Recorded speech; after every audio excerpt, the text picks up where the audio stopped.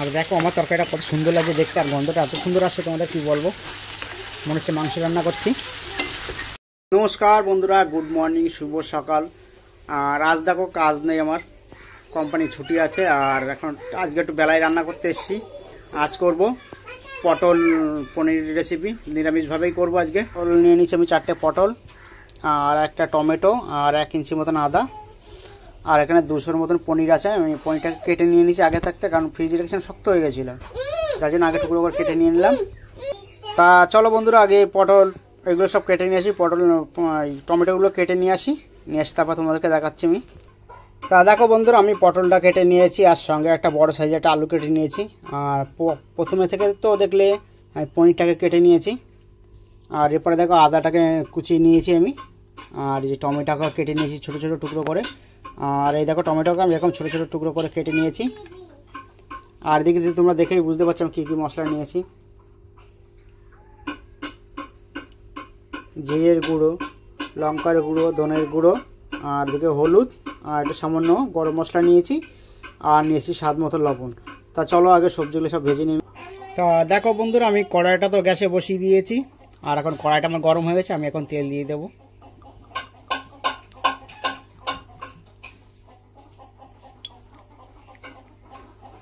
আর দেখো বন্ধুরা, তেলটা তো গরম হয়ে গেছে, আর আমি পনির ভাজবো সবার আগে, তার জন্য একটু লবণ দিয়ে দিলাম, আর হালকা করে জাস্ট একটু হলুদ দিয়ে দিলাম, যাতে পনিরটা তেলে দিলে লাগবে না,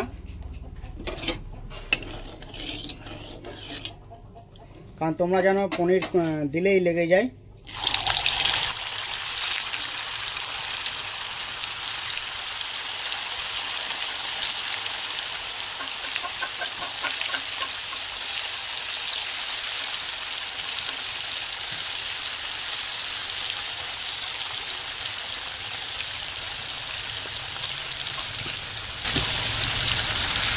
এবার পনিরটাকে আমি হালকা করে নিয়ে নেবো।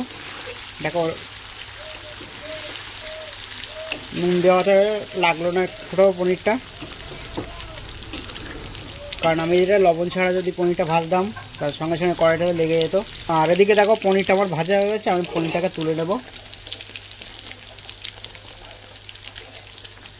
একটা প্লেটে আমি করে সব তুলে নেব।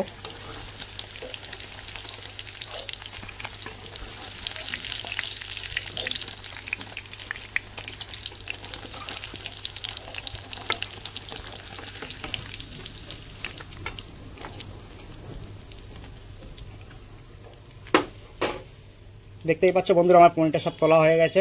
আর পনির ভাজা ওই তেলের মধ্যে আমি দিয়ে দেবো আলু, আলুগুলোকে লাল করে ভেজে নেবো আমি। আর দেখতেই পাচ্ছ আমার আলুটা ভাজা হয়ে গেছে, আলুটাকে আমি তুলে নেবো একইভাবে।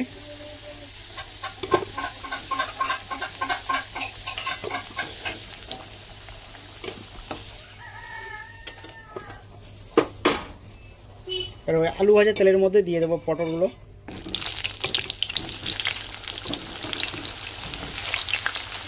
আর পটলগুলো ওকে লাল করে আমি ভেজে নেবো একদম। আর দেখো বন্ধুরা, আমার পটলগুলো কত সুন্দর লাল করে ভাজা হয়ে গেছে, আমি পটলগুলোকে তুলে নেব। আমি একইভাবে সব পটলগুলো তুলে নেব।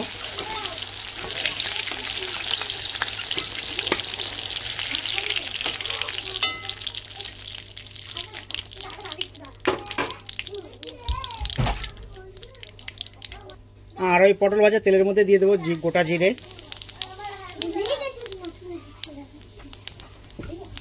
আর জিরেগুলো আমার লাল করে ভাজেছে, আমি দিয়ে দেবো এখন টমেটো কুচিটা।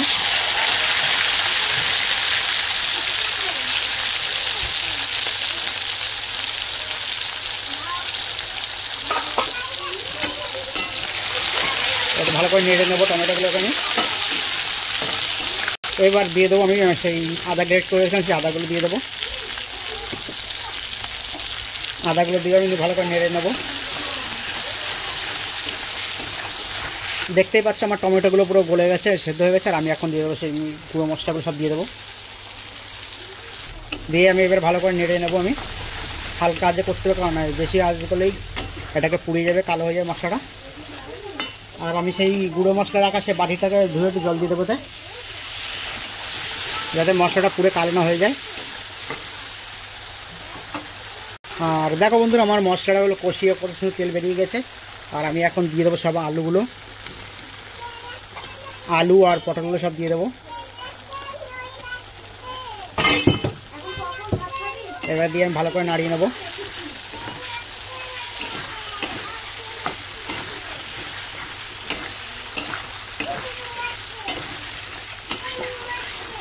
আর দেখো আমার তরকারিটা কত সুন্দর লাগছে দেখতে, আর গন্ধটা এত সুন্দর আসছে তোমাদের কি বলবো, মনে হচ্ছে মাংস রান্না করছি।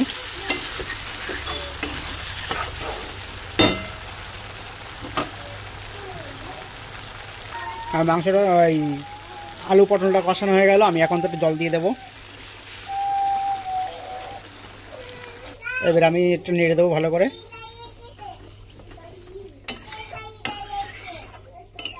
যতক্ষণ না ফুটবে ততক্ষণ আমি পনিরটা দেবো না, তরকারিটা ফোটার পরে পনিরটা দেবো আমি। দেখো বন্ধুরা আমার তরকারি ঝোলটা তো টকবক করে ফুটে গেছে। আর আমি এখন দিয়ে দেবো ভেজে রাখা পনিরগুলো দিয়ে আমি ভালো করে নেড়ে দেবো আস্তে করে।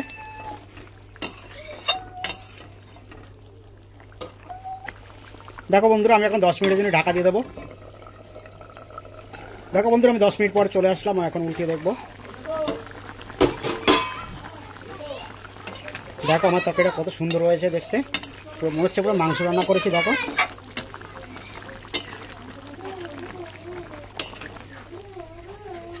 দেখো আমার আলু ফলগুলো কত সুন্দর গলে গেছে মমের মতন।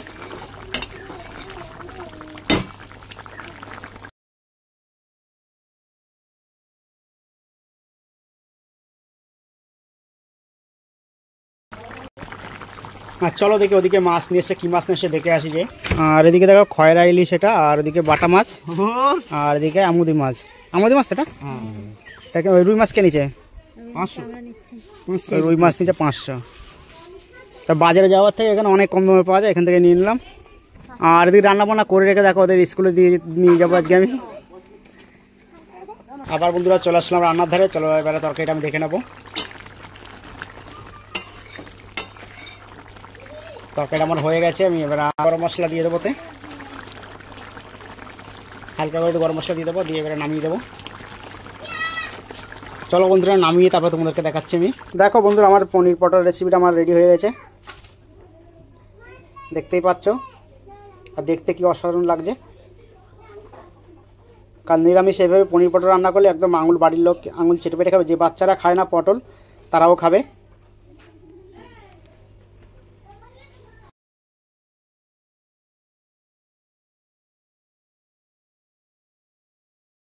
দেখো বন্ধুরা আমার পনির পটল রেসিপিটা তোমাদের কেমন লাগলো, যদি ভালো লেগে থাকে তা লাইক কমেন্ট শেয়ার সাবস্ক্রাইব করে দেবেন, আর পাশের বেল আইকনটি অন করে দেবেন অবশ্যই করে। আর ভিডিও দেখার শুরুতে পুরো একটা করে লাইক করে দেবেন।